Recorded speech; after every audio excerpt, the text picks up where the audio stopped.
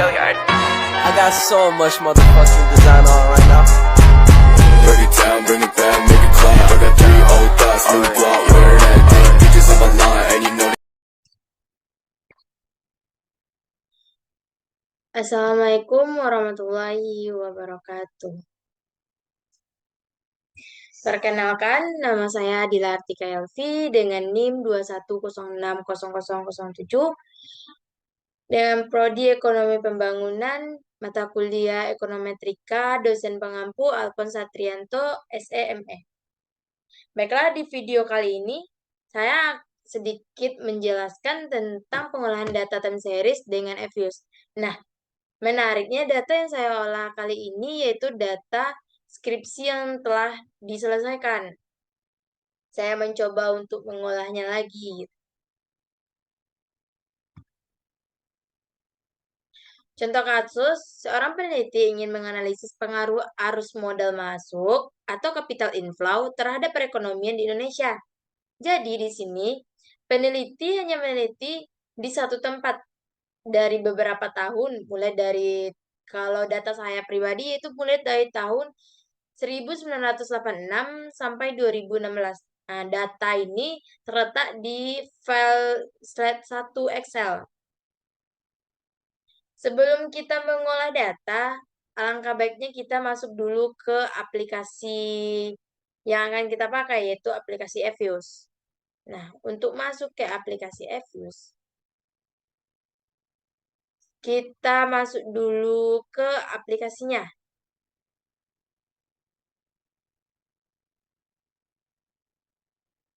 Ayo.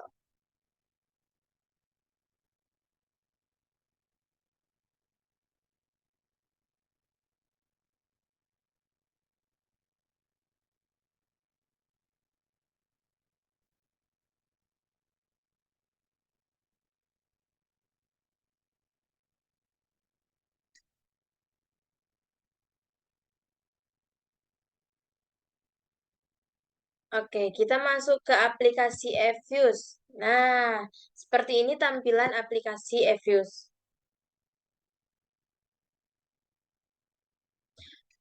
Untuk pertama, kita memasukkan dulu nih, tahun berapa kita mengolah datanya. Kalau data saya yaitu dari tahun 1986 sampai 2016.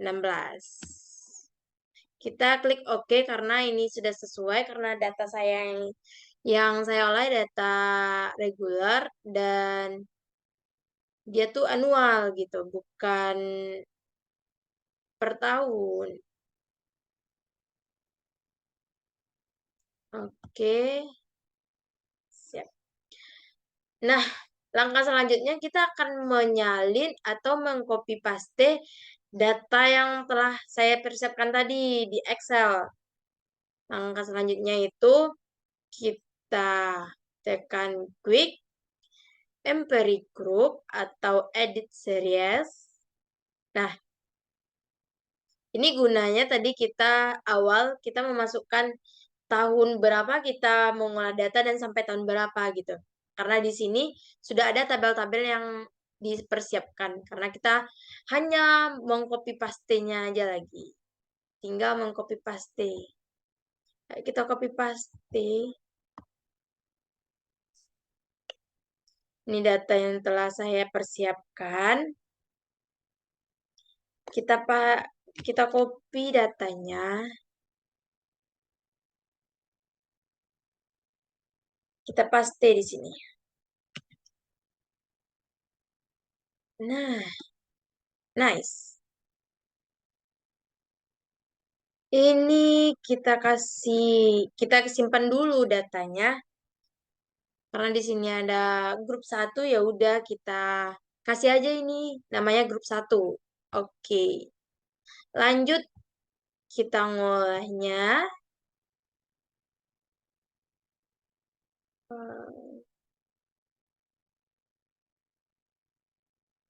Nah, karena di sini kita memasukkan rumusnya. Y.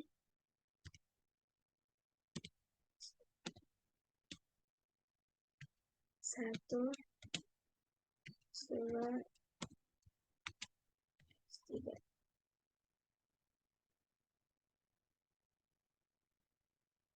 Kita tekan oke. Nah, nice. Ini hasil yang kita dapat dari mengolahnya, yaitu ini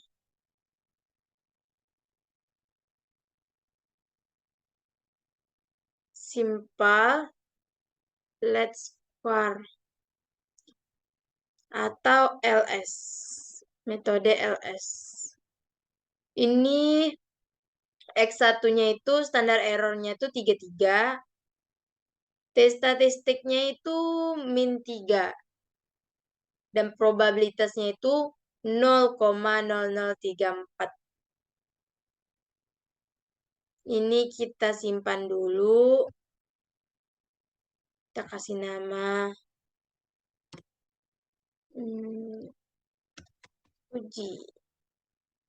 Oke. Lanjut kita simpan dulu. Kita lanjut dengan mengujinya.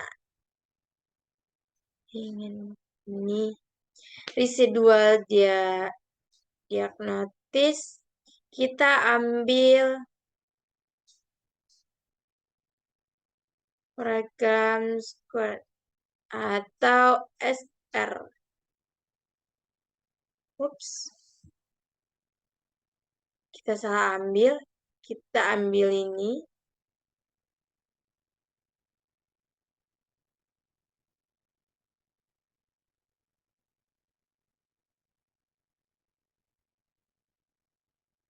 Nah, ini dia teman-teman.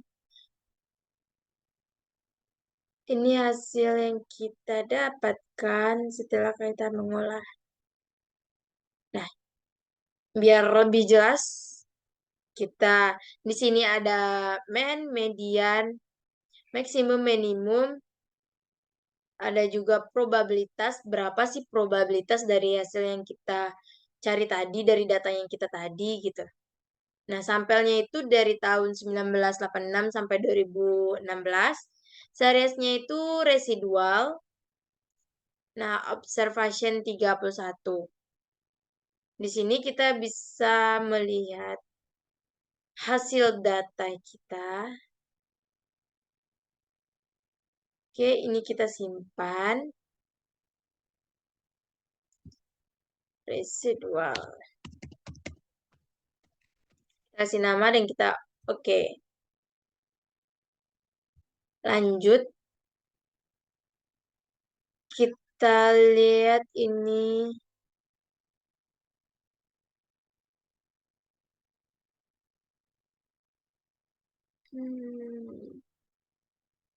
Di sini kita bisa lihat semua apapun yang akan kita cari atau apapun yang informasi yang kita butuhkan untuk skripsi kita nanti.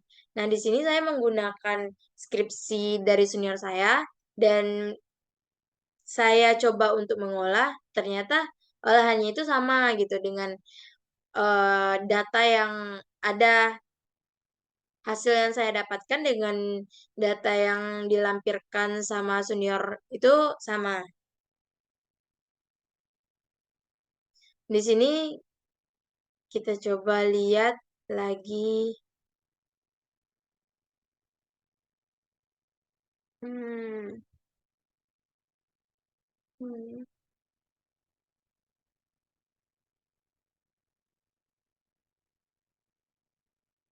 Nah, ini inflation. Ini inflasi faktornya gitu. Dari sini kita dapat dari variabel X. Di sini ada variabel X1, X2, X3. Dan variansnya itu di X1 itu 1130, di X2 itu 90, dan X3 itu 13. Sini ayo kita lihat lagi.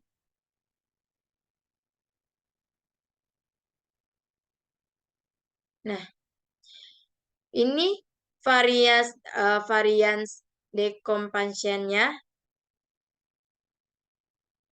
Di sini bisa dilihat.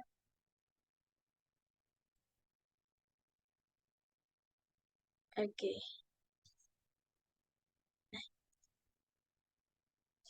Semua hasil yang saya cari dan saya temui itu sama dengan hasil yang ada pada skripsi yang saya teliti sekarang.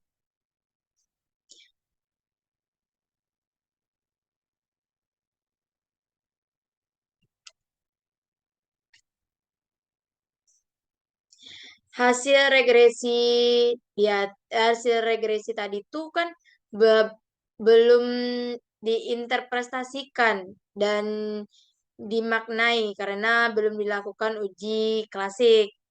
Nah, model regresi baru bisa diinterpretasikan dan dimaknai jika sudah lulus uji klasik.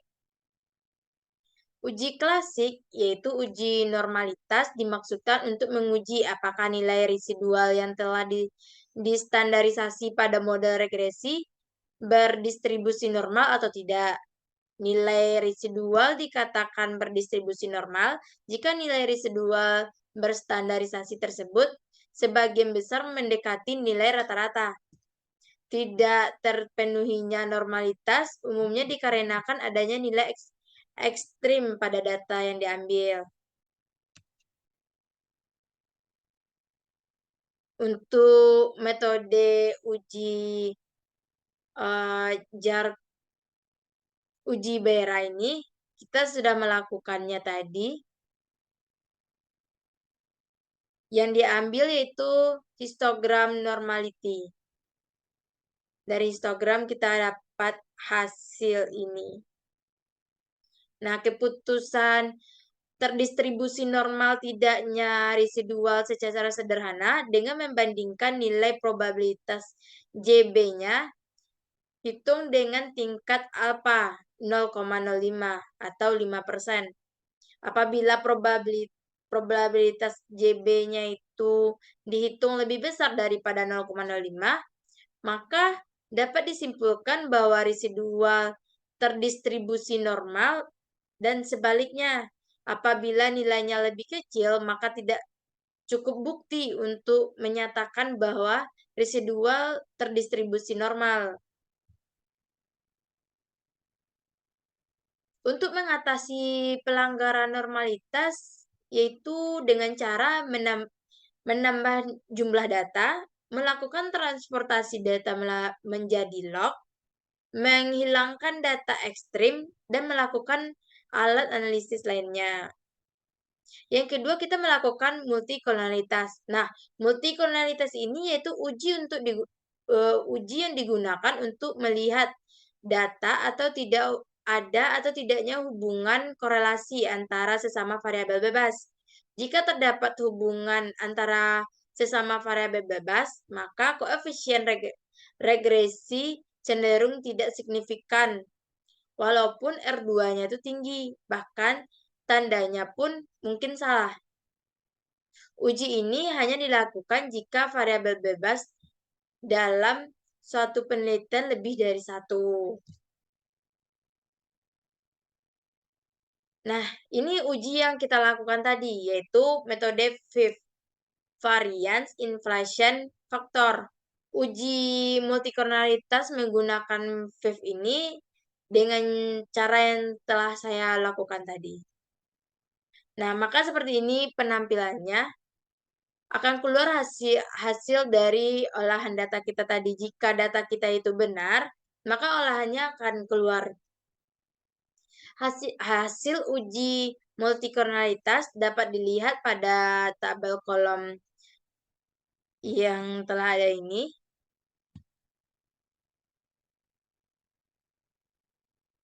Untuk variabel harga dan kurs sama-sama lebih dari satu. Karena nilai fifth dari kedua variabel tidak ada yang lebih besar daripada 10 atau 5. Tapi ada juga yang menyatakan patokannya itu tidak 10 gitu. Patokannya 5. Jadi karena data kita itu tidak besar dari 10 dan tidak besar dari 5, maka dapat dikatakan tidak terjadi multikolonialitas pada kedua variabel bebas tersebut.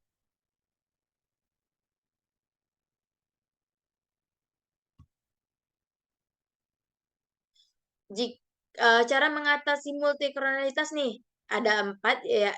Cara mengatasinya yaitu memperbesar ukuran sampel, menghilangkan salah satu atau lebih variabel bebas, menggabungkan data time series dan data panel, dan terakhir melakukan transformasi data. Jika variabel bebasnya itu banyak, itu juga mempengaruhi multikronalitas itu sendiri. Yang ketiga, heteroskedastisitas. Nah, heteroskedastisitas ini terjadi pada saat residual dan nilai produksi memiliki korelasi atau pola hubung. Pola hubung ini tidak hanya sebatas hubungan yang linear, tetapi dalam pola yang berbeda juga digunakan. Oleh karena itu, ada beberapa metode uji heteroskedastisitas yang dimiliki oleh Evius dan beberapa aplikasi-aplikasi lainnya yang digunakan untuk mengolah data skripsi. Di sini juga menggunakan metode Gletser. Pada kesempatan ini, hanya uji Gletser saja yang disimulasikan.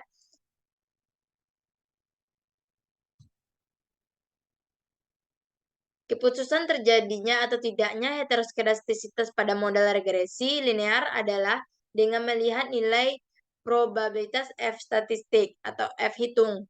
Apabila nilai probabilitas F hitung lebih besar dari tingkat alpha 0,05 atau 59%, maka HO diterima, yang artinya tidak terjadi heteroskedastisitas. Sedangkan apabila nilai probabilitas F hitung lebih besar dari nilai tingkat alpha 0,05 atau 5%, maka HO ditolak, yang artinya terjadinya heteroskedastisitas.